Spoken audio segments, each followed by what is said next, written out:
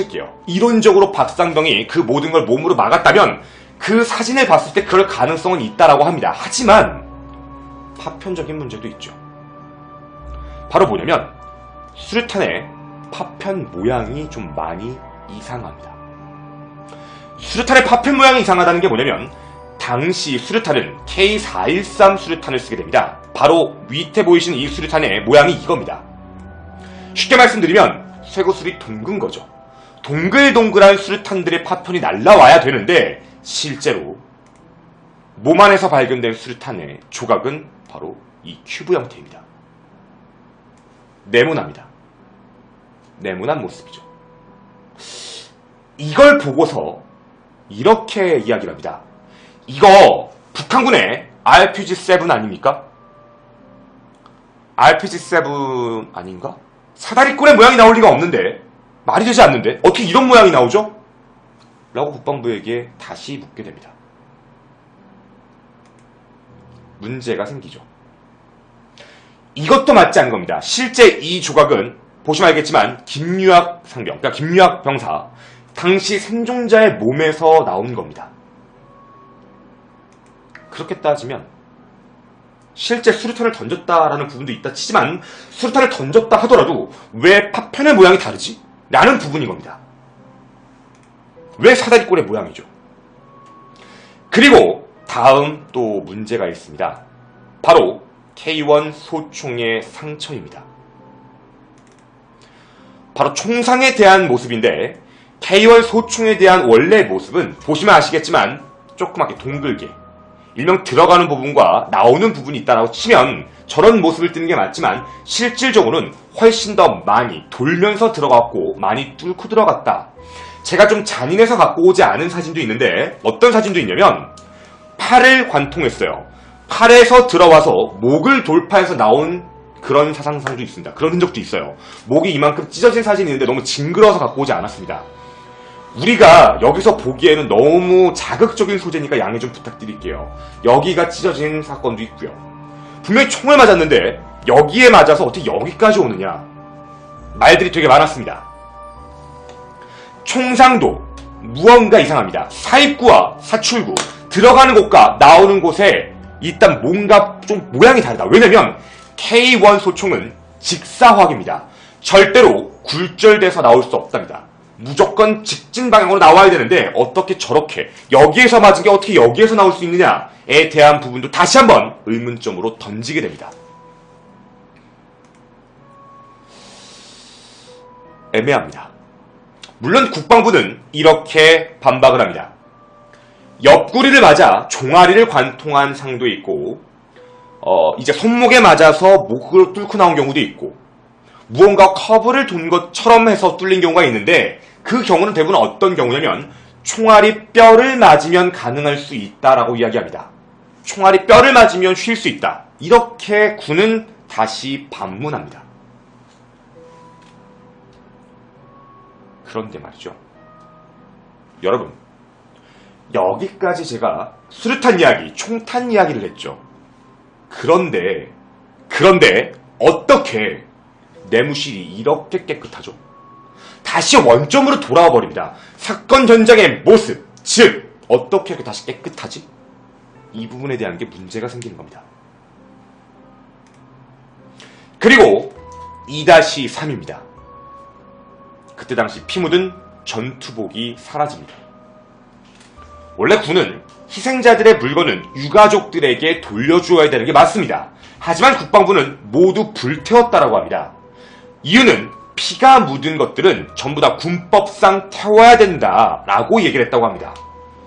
당시 이걸 소각했던 소각병의 말로는 엄청나게 많이 묻어있어서 정말 무서울 정도였다라고 진술합니다. 피가 너무 많이 묻어있대요. 근데 웃긴 게 뭐냐면 내무실이 진짜 깨끗한데 어떻게 피가 그렇게 많이 묻었죠? 에 대한 부분입니다. 그리고 하나 더 문제는 여러분 지금 놀랄만한 게 하나 있습니다. 여러분 여기 보셔야 되는 게 전투복이에요. 여러분 잊으시면 안 됩니다. 이거 새벽에 일어난 일이에요. 전투복 입고 잠자지 않습니다. 분명히 그때 당시 부대원들은 분명히 활동복을 입고 자고 있었습니다. 그리고 실제 사진도 하나 더 보여드리겠습니다. 제가 지금 여러분에게 보여드리는 사진은 실제 돌아가신 분의 하나의 사진인데 실제 보시면 생활복을 입고 계십니다. 전투복을 입고 계시지 않습니다. 그렇다면 어떻게 전투복에 피가 묻어 있냐고요. 그걸 왜 다 소각했냐고요. 여기서 또다시 하나의 문제가 제기가 되게 됩니다. 그리고입니다. 2-4입니다. 바로 뭐냐면 총입니다. 바로 총들입니다. 화기가 전부 다 사라집니다.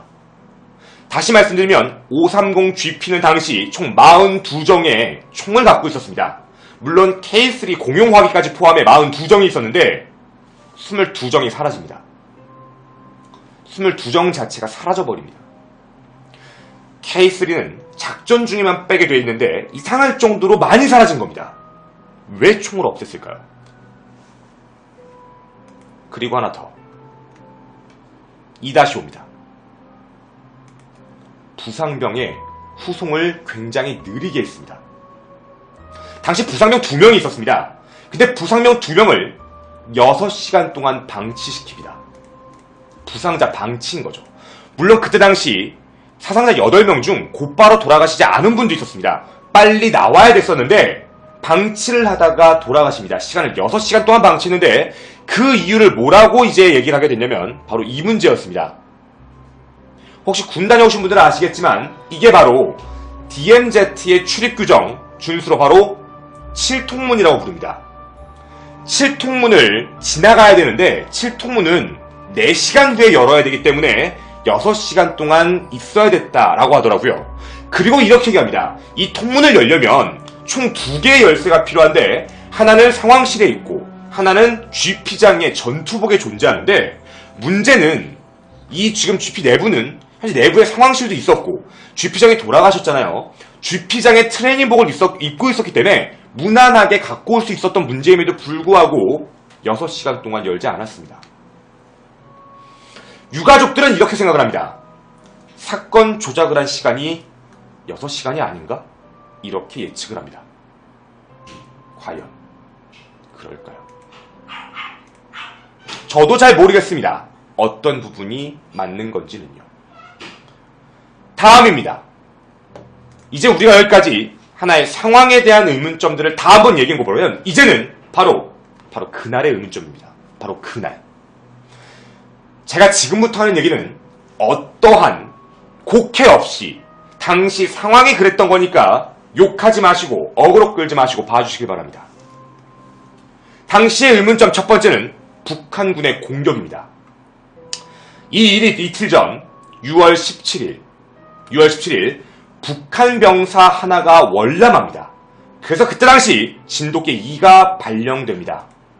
진돗개에 대해서 모르시는 분들이 있을까봐 간단하게 설명을 해드리면 진돗개 하나, 진돗개 둘, 진돗개 셋 이렇게 해서 국방부는 대비태세를 이응하게 됩니다. 진돗개 둘 정도면 침투 도발이 예상되거나 아니면 접전에 침투 도발 상황이 예측 가능한 상태로 굉장히 위험한 태세라고 보시면 제일 좋습니다. 진돗개 둘 정도면 발령을 하게 되죠. 이렇게 7월 17일 이 일이 터지고 7월 18일 다음날 차단작전이 시행됩니다. 차단작전이라 한다면 이제 군 내부를 다 막고 GP에서부터 하나씩 다들 조사하고 검사하고 하나씩 왔다 갔다 하는 거겠죠. 처음 국방부는 이 내용에 대해서 모두 부인합니다. 하지만 유가족은 계속해서 요구를 하죠. 알려달라. 뭐가 된 거냐? 어떤 거냐? 결국 근무일지를 요구대로 보여주게 됩니다. 근데 되게 이상한 일이 하나 생기게 됩니다. 지금부터 하나의 사진을 보여줄 건데 이런 일이 벌어진 거죠. 실제 GP 초소의 모양인데 지금 530GP가 혼자 있던 게 아닙니다. 좌측에는 520GP, 우측에는 531GP가 함께 존재하고 있었는데 이때 당시 작전 수행을 520GP와 531GP는 다 했어요. 530GP만 차단작전을 제외시켰다라고 합니다. 어째서죠? 어째서? 양쪽은 다 차단작전을 나섰는데 왜 530GP만 차단작전을 제외시킨 거죠? 처음에 발표가 이게 문제가 생긴 겁니다. 북한군이 다시 올라가는 부분에 대해서 막기 위한 차단작전인데 어떻게 530만 뺄 수 있는 거죠? 라는 부분이었습니다. 그래서 유가족들은 이렇게 반문합니다. 530GP도 똑같이 작전을 하고 있던 거 아닙니까? 그러다 북한군과 교전 중 전사한 거 아닙니까? 이러면 이 추측대로면 김일병 포함 여기 있던 모든 소대원들은 북한군과 싸우다 전사한 게 아닙니까? 김일병 손에 있는 화약, 잔유물도 총을 쏟아 묻은 것으로서 이해할 수 있는 거 아닙니까? 총에 지문이 없는 건 본인의 총이 아니고. 이렇게 이야기를 하게 됩니다. 정말 북한군의 공격일까요? 정말. 저도 모르겠습니다. 알 수가 없는 얘기죠. 그 다음 두 번째 문제가 또 터집니다. G30GP의 차단작전 참여에 대한 부분의 문제입니다. 분명히 증거가 존재하지 않습니다. G30GP는 기록 상황으로 보면 당시 기록 자체가 존재하지 않습니다. 이게 이상한 거예요. 군대인데 상황일지 기록이 없습니다. 520, 531GP는 둘 다 차단작전을 시행했다라는 기록이 존재하는데 530GP만이 당일날 아침까지의 상황일지는 존재하지만 그 이후에는 존재하지가 않습니다. 근데 문제는 뭐냐면 생존자의 말이에요. 이게 문제예요. 생존자는 뭐라고 여기에 대해서 얘기했냐면 관례상 대충 다른 데다 적어놓고 나중에 상황일지에다가 옮겨 쓰는, 예쁘게 옮겨 쓰는 경우가 많습니다. 이렇게 진술을 해요. 그러니까 아침까지는 썼다가 딴 데 옮겨 썼다가 그 다음에 그걸 밤에 하려고 했는데 사건이 터진 거죠. 그렇게 이야기가 나오게 됩니다. 모릅니다. 이건 어떠한 자료와 근거도 없습니다. 정말 작전에 참여했는지 안 했는지는 우리도 알 수 없는 내용입니다.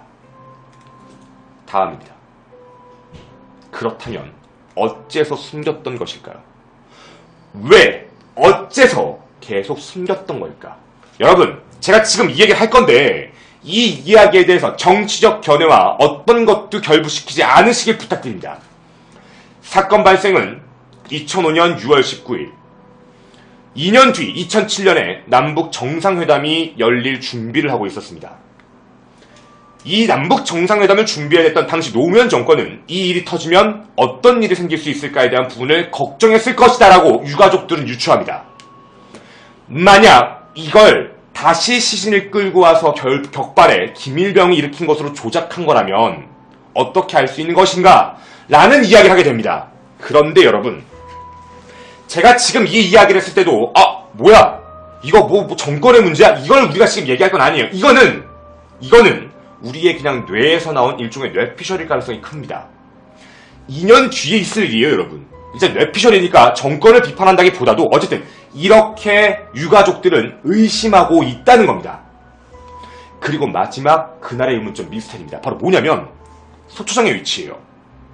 아까도 말씀을 드렸지만 GP 소초장이 되게 이상한 데 있었죠. 여러분, 돌아가신 시간이 새벽 2시입니다. 새벽 2시 반 이후인데 이분이 어디서 발견이 됐냐면 아까 말씀드렸죠. 체력 단련장. 이게 실제 사진입니다. 체력 단련장에서 이때 나오시다가 이렇게 돌아가신 겁니다. 새벽 2시에 소초장이 체력 단련실에 있을 일이요? 이것도 뭔가 이상한 겁니다. 그리고 문제는 뭐냐면 2시 36분에 수류탄이 폭파가 됐다면 이미 소리가 엄청나게 컸을 거예요. 빵! 근데 어떻게 3분 뒤에 사살을 하냐고요. 3분 뒤에 저분이 돌아가셨거든요. 아니, 빵 터졌을 소리를 들었다면 아마 그 다음에 했어야 될 기본적인 행동은 자기가 위험하다는 걸 감지하고 무언가 행동을 했었어야 되는 게 맞는데 어떻게 3분 동안 그냥 거기서 어떻게 운동을 그냥 하고 있었냐고요. 운동을 그냥 하고 있다가 그렇게 해서 돌아가신 겁니다. 되게 뭔가 앞뒤가 안 맞는 상황이 맞아요. 또 하나 더. 6월 19일 531GP에 자료가 하나 나옵니다. 이게 문제가 터집니다. 531GP에 바로 상황일지입니다. 여기에 뭐라고 적혀있냐면 530GP에서 소리가 들려 확인을 해본 결과 상황병이 북한군이 들어왔다 라고 속삭이며 말을 했다. 2시 36분입니다. 2시 36분에 저렇게 상황실에서 얘기를 했다고 합니다. 북한군이 들어왔다. 속삭였다고 합니다. 그런데 530GP만 작전을 제외했다고요. 6월 17일 북한 병사가 월남에서 진돗개에 둘이 발령 상태인데 차단 작전을 530 GP만 뺐다. 뭔가 의심이 갑니다. 뭔가 이상한 겁니다. 국방부에게 근무일지도 보여달라 하자 국방부는 모두 이야기를 바꾸고 은폐하기 시작을 합니다. 그런데 한 가지 말씀을 드리겠습니다. 군은 이것에 대해서 해명을 했습니다. 뭐라 해명을 했냐면 당시 상황병은 폭탄 소리를 듣고 곧바로 531 GP에 연락이 돼서 북한군이 온 것 같다. 왔다. 왜냐면 내부에서 폭탄이 터질 리가 없으니까. 국방부는 그렇게 얘기한 겁니다. 근데 여러분, 우리가 너무 곡해해서 이해하시면 안 됩니다. 그럴 수도 있어요. 제가 지금 얘기한 걸 이해하셔야 됩니다. 그럴 수도 있어요. 이해하실 수 있습니까? 다시 얘기하면 상황을 조금만 더 다시 생각해보면 상황실에 있었던 실제 소병은 갑자기 폭탄 소리가 빵 들리고 바로 531 GP에게 연락이 옵니다. 무슨 일입니까? 북한군이 온 것 같다. 왜냐면 이미 진돗개 발령 중이니까. 지금 이상합니다. 북한군이 들어온 것 같습니다. 나중에 이것 때문에 북한군이었다가 김일병으로 말을 바꾼 거지만 어찌되었든 처음에는 그렇게 얘기가 나갔다라는 부분 어쩔 수 없죠. 잘 모르는 부분이지만 국방부가 얘기한 것도 무조건 아니라고 할 수는 없어요. 그럴 수도 있답니다. 여기까지입니다. 그 다음 넷째입니다. 바로 이 이후의 의문점입니다. 이 이후의 의문점인데 첫 번째 바로 이겁니다. 이상한 점이 존재합니다. 뭐가 이상한 점이 하나 존재하게 되냐면 바로 이것이죠. 특혜입니다. 사람들은 이렇게 이야기를 합니다. 정말 김일병 가혹행위가 있었다면 당사자들 모두 징계를 줘야 되는데 어떻게 생존자 포함 다 조기 전역과 국가유공자를 시킬 수 있는가? 이건 말이 안 되지 않나? 라고 이야기를 하게 됩니다. 저도 모르겠습니다. 이건 참 이상합니다. 그리고 빼도 박도 못한 두 번째 이상한 점이 바로 2007년 뉴스 추적팀의 이야기입니다. 바로 뭐냐면 엄청난 일이 하나 터집니다. 2007년에 이 뉴스 추적팀은 당시 생존자 2명에게 가서 요청을 하게 됩니다. 진실을 밝히고 싶습니까? 네, 진실을 밝히고 싶습니다. 얘기해 주십시오. 당시 국군 수도병원에 입원하고 있을 때 헌병대가 입을 조심해라 라는 얘기까지 했었다. 그 녹취 파일을 유가족이 갖고 있다. 2007년 뉴스 추적팀이 처음에 요구를 했을 때 선뜻 응했다고 합니다. 하겠습니다. 근데 집 앞까지 찾아갔더니 바로 거부를 했다고 합니다. 안 하겠다. 며칠 뒤 국방부 관계자와 함께 만났다고 합니다. 다 같이 만났는데 진술을 바꿨다고 합니다. 왜 그러냐면 하도 유가족들이 귀찮게 해서 그랬습니다. 라고 얘기를 했다고 해요. 근데 아이러니했던 건 이 일이 있고 전후로 국가유공자의 등급이 7급에서 6급으로 상향이 됐다고 합니다. 당시 7급은 이제 연금으로 따질 때 매달 30만원, 6급은 120만원이 나오게 되는데 7급에서 6급으로 상향 조정이 되었다고 합니다. 여러분, 여기까지가 바로 유가족들이 얘기하고 있는 의문점들, 바로 4가지 섹션에 대한 얘기였습니다. 다시 한번 말씀드리지만 여러분하고 저하고 지금 얘기한 건 어느 쪽에 편향돼서 생각하자가 지금은 아닙니다. 다만 사람들, 유족들이 느끼고 있는 의문점은 총 4가지 섹션으로 존재하는데 김일병 자체, 그날의 상황, 그리고 그날의 모습, 그 이후의 모습, 여기에 의문점들이 많다. 이 부분에 대해서 어떻게 설명을 해줄 것인가에 대한 부분이었어요. 근데 이 부분에 대해서 아직도 문제가 많고 말이 많다라는 겁니다. 그리고 그 이후 시간이 지나 2017년 3월 25일, 얼마 되지 않았습니다.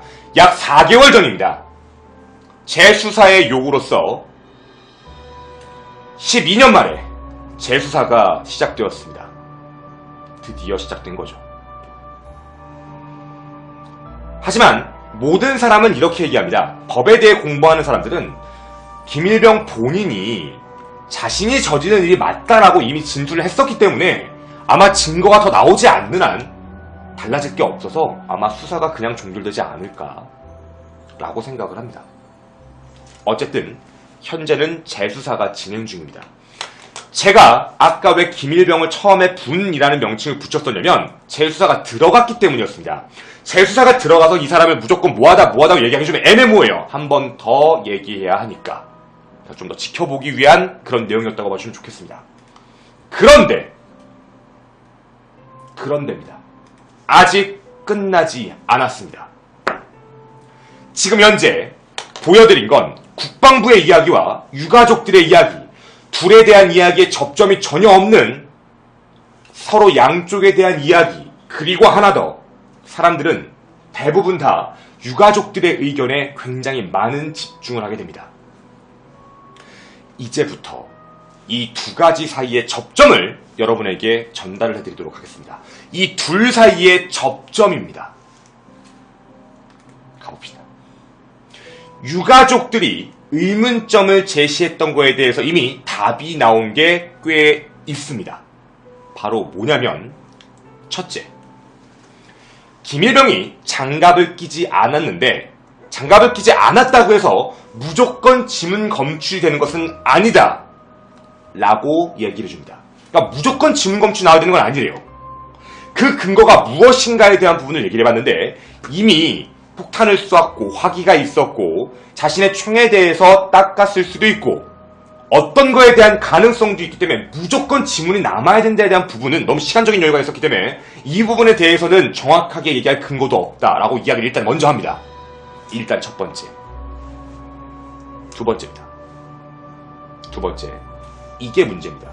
바로 뭐였냐면, 여러분이 제일 궁금해하실 바로 수류탄입니다. 수류탄에 대한 부분을 봤을 때 수류탄 파편 빼박이죠. 그 수류탄에 대한 이야기를 지금부터 할게요.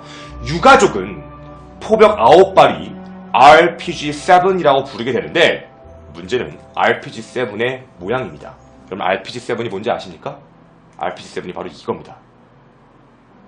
문제는 이거 가지고 얘기한다고 해서 파편 조각이 설명되는가에 대한 부분이에요. 유가족 입장에서는 이걸 가지고 얘기를 하지만 실제로 이거 가지고 증명은 아직 못했다고 합니다. 그러니까 이걸로 가깝다, 이걸로 했다라고 얘기하기에는 증거가 없습니다. 증거가 불충분합니다. 그리고 하나 더입니다. 우리가 알고 있는 바로 그 수류탄의 모양에 대한 이야기입니다. 지금 이 수류탄의 모양 가지고 이야기를 굉장히 많이 했어요. 모양이 다르잖아, 파편이. 동그래야 되는데 어떻게 큐브의 모양이 나올 수 있죠? 라고 얘기했던 바로 그 부분. 그런데 이게 문제였습니다. 나올 수 있습니다. 충분히 가능한 시나리오입니다. 일명 이걸 큐빅이라고 부릅니다. 무슨 소리냐면, 그쵸, 감싸고 있는 것입니다. 수류탄을 감싸고 있는 큐빅은 네모난 모양입니다. 우리가 알고 있는 동글동글한 저 모양에 있는 구슬 모양을 감싸고 있는 걸 큐빅이라고 부릅니다. 저 큐빅이 박히면 네모난 파편이 충분히 나올 수 있다. 국방부의 설명입니다. 하지만 아직도 우리의 언론에 알려져 있는 많은 사람들은 그냥 모양이 다르네요. 다르니까 북한군이 한 거 아니에요? 라고 얘기하실 뿐이에요. 문제는 동그란 게 아예 없다는 게 아닙니다. 동그란 것도 있고 그리고 네모난 것도 있다는 거예요. 두 가지 모양이 다 있다는 겁니다. 그게 문제인 겁니다. 따라서 사실 솔직하게 말씀드려서 아까 여러분들이 가장 많이 의심했던 수류탄 모양이 다른 거잖아. 수류탄 모양 파편이 다른데? 아니요. 파편의 모양의 가능성은 충분히 있습니다. 요 모양을 요 모양으로 따라올 수 있다는 겁니다. 요 부분이죠. 다음 문제입니다. 이런 얘기를 합니다. 김일병이 친하게 지냈다는데 어떻게 총기 난사를 해요? 라고 얘기를 해요. 아니, 다들 친하게 지냈다는데 어떻게 총기 난사합니까? 여러분, 국방부에는 이런 사건들이 있습니다. 친하다 하더라도 총기 난사를 했던 사례가 두 것이나 존재합니다. 첫 번째, 바로 제2해병사단 총기 난사 사건, 제22보병사단 총기 난사 사건, 이 두 가지의 사건도 총기 난사한 사람이 자신과 되게 친했던 사람을 희생자로 만들었습니다. 아무리 친하더라도 총기 난사는 일어날 수 있다는 이미 이전의 결과가 다 있는 겁니다. 친하다고 해서 총기 난사가 무조건 벌어지지 않는다라는 건 아니라는 겁니다. 그렇다면 김일병이 뭐 사람들과 대충 잘 지냈다 하더라도 뭐 겉으로 봐서 잘 지냈다 하더라도 무조건 총기 난사 안 했다고 하기에는 좀 더 애매할 수 있죠. 그렇다면 그 다음에 또 이야기입니다. 여러분, 여기가 가장 큰 문제입니다. 여기를 좀 집중해 주셔야 됩니다. 저도 여기가 가장 큰 문제라고 봅니다. 바로 뭐냐면 실제 인터뷰를 합니다. 김일병의 아버지는 김일병이 범행을 저지른 게 맞다 라고 합니다. 부모님이 나서서 김일병의 무죄를 하지 않아요. 아까 제가 유족이라고 계속 말씀드렸죠. 여러분은 아까 제가 얘기한 유족이 누구라고 생각하셨습니까? 제가 말씀드린 유족. 여러분, 유족이 누구냐면 희생자 8명의 유족이에요. 실제 김일병의 부모님은 아예 이것에 대해서 얘기하는 걸 싫어합니다. 김일병 아버지가 마지막으로 언론에 나타난 게 2007년인데 그때 2007년 당시에 나타났을 때 김일병 아버지는 유족들에서 우리가 당신을 믿어요. 당신을 도와드릴게요 라고 했지만 그 손길도 전부 거부했다고 합니다. 부모님, 즉 부모는 김일병의 부모는 김일병이 저지른 게 맞다라고 생각하는 겁니다. 왜냐면 김일병의 아버지는 이렇게 얘기했습니다. 네가 죽인 게 맞느냐? 맞다. 왜 죽였느냐? 알 거 없잖아. 글쎄요. 더 큰 문제는 뭐냐면 김일병은 면회가 완전히 금지되어 있습니다. 그런데 당시에 민주당과 대립했던 새누리당 김영태 의원이 면회를 갔었다고 합니다. 갔었는데 김일병에게 물어봤다고 합니다. 근데 김일병은 그냥 울기만 했다고 합니다. 자신이 안 했다가 아니라 그냥 울기만 했다고 합니다. 정말 김일병은 죽인 게 맞을까요? 근데 문제는 뭐냐면 부모님이 왜 굳이 거짓말을 하시냐는 겁니다. 자신의 자식을 팔아서요? 정말 그게 가능하다고 보십니까? 대한민국은 이미 정권도 너무 많이 바뀌었습니다.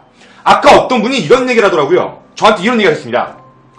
노무현 정권에서 그 다음으로 넘어간 게 이명박 정권, 그리고 박근혜 정권. 여러분, 이렇게 말씀드리겠습니다.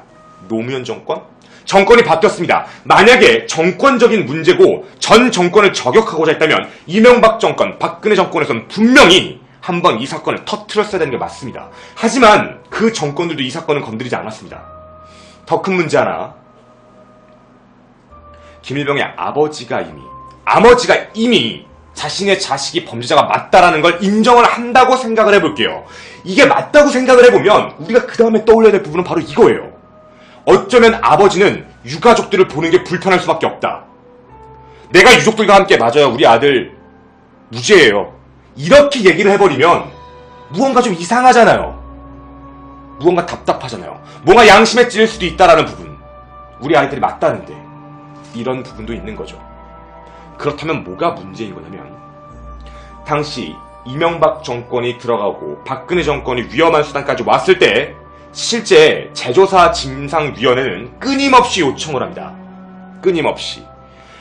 분명히 모든 대통령들은 자신의 정권이 위험할 때 무언가를 할 수 있다는 가정을 깐다면 분명히 한 번쯤은 터졌어야 될 사건일 수도 있겠지만 지금 정권이 바뀐 상태로서 이제 재조사가 하나 들어가게 됩니다. 그리고 하나 더 말씀을 드리겠습니다. 하나 더. 아까 말씀드린 대로 군대의 군법, 군교도소에 있다가 만약에 자신의 군대에 대한 게 다 끝나면, 형량이 끝나면, 군에 머물러 되는 게 끝나면 원래대로 민간 교도소로 와서 복역해야 되는 게 맞다라고 아까 말씀을 드렸지만 실제 군법은 그렇지가 않습니다. 실제 군법상 어떻게 되어 있냐면 군 사형수입니다. 군 사형수는 원래부터 감형이 되지 않는 한 민간 교도소로 옮기지 않는 게 조건입니다. 절대로 옮기지 않습니다. 따라서 지금 현재 국군 교도소에는 김일병 이외에도 3명의 군 사형수가 함께 있습니다. 함께 존재해서 국군 교도소에 수감 중입니다. 3명이 있다라고 알아주시면 제일 좋을 것 같아요. 하나 더 가겠습니다. 도발했다는 기록 자체가 초창기 혼란에서 왔습니다. 근데 이걸 만약 조작했다면 그런 기록 자체를 조작을 왜 합니까? 이렇게 반문합니다. 만약에 기록 자체를 말이죠. 기록 자체를 만약에 조작을 한 거라면 조작보다는 그냥 애초에 삭제하는 게 더 빠르답니다. 왜 굳이 조작을 할 필요가 있을까? 이런 부분입니다. 물론 초기 당시에 뭐가 문제였냐면 초기 연락 당시 이런 얘기가 있었다고 합니다. 영연백과 함께 태극기를 준비해달라는 보고를 받았다고 해요. 이걸 모르시는 분들이 있을 것 같은데 영연백과 태극기를 준비해달라는 게 뭐냐면 지금 전방에 전사자가 나타났다는 얘기입니다. 전사자가 있을 때 하는 거라서 그런 얘기를 듣고 와전해서 이해를 했다라고 이야기를 할 뿐입니다. 정말 애매모호하고 어느 정도 설명이 가능한 그런 내용도 있을 수 있다는 겁니다. 그리고 얼마 전 최근에 김일병 근황이 나타났습니다. 최근에 김일병의 근황을 나타낸 사람은 누구였냐면 국군 교도소에서 출소한 두 분입니다. 이분은 뭐라고 얘기를 했냐면 국군 교도소에 출소를 했는데 달라진 점은 아무것도 없더라. 김일병은 지금도 똑같다. 총 3명의 사형수가 있는데 2011년 해병대 해안에서 총기를 난사해 장병 4명을 살해한 김모상병, 1996년 철원 육군 모부대에서 총기 난사로 3명을 살해한 김모군, 그리고 이제 김일병까지 해서 있는데 이상한 게 뭐냐면 김일병은 줄곧 독거방에만 있었다고 합니다. 그러니까 따로 외부의 어떤 사람과도 함께 같이 얘기를 못하게 하고 무조건 독거방에만 뒀다고 합니다. 일상은 잡초를 뽑고 동물을 키우고 고양이 토끼를 밥 주고 화단을 가꾸는 것, 뭐 이런 쪽 특별관리를 받고 있기 때문에 아예 대화 자체가 불가능하고 제지를 당하고 있다고 합니다. 자기도 몇 번 얘기해 본 적이 없다고 해요. 근데 자기가 얘기해 봤을 때는 정말 이 사람이 사람을 죽였을까 싶을 정도로 순수했던 사람이다 라고 기억을 하고 있습니다.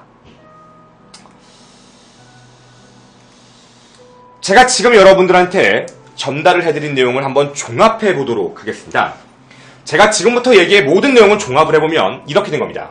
국방부의 이야기, 그리고 유가족들의 이야기, 그리고 그거에 대한 반박에 대한 이야기, 그리고 그들의 근황, 이런 얘기까지 다 전달해드렸습니다.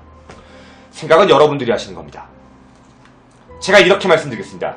저는 그 누구의 편도 아니고 그 어떠한 점, 누구께 맞다라는 걸 어필하고 싶었던 방송도 아닙니다. 군의 입장에서도, 유가족의 입장에서도, 보는 우리들의 입장에서도 모두 이해하고 납득할 만한 분명한 사유는 존재해야 합니다. 어쩌면 이것이 올바른 범죄자를 잡아내고 억울한 사람을 찾고 나라의 부름에 응한 젊은 청춘들에게 그나마 위안을 주고 안식을 주는 유일한 방법이 아닐까라고 생각을 합니다. 다시 한번 생각 고인의 명복을 빕니다. 제조사위원회에게도 부탁드리겠습니다. 반드시 그 어떤 누구도 답답함을 느끼지 않게 명명백백 명확하게 밝혀주셨으면 좋겠습니다. 일요 미스테리 극장의 22번째 이야기, 오성공 GP 총기 난사 사건 미스테리 이야기는 여기까지입니다. 오늘 우리 본방은 이 이야기가 끝나고 저의 생각을 함께하는 시간 잠시 갖도록 하고요. 유튜브 편집은 여기서 마치도록 하겠습니다. 감사합니다.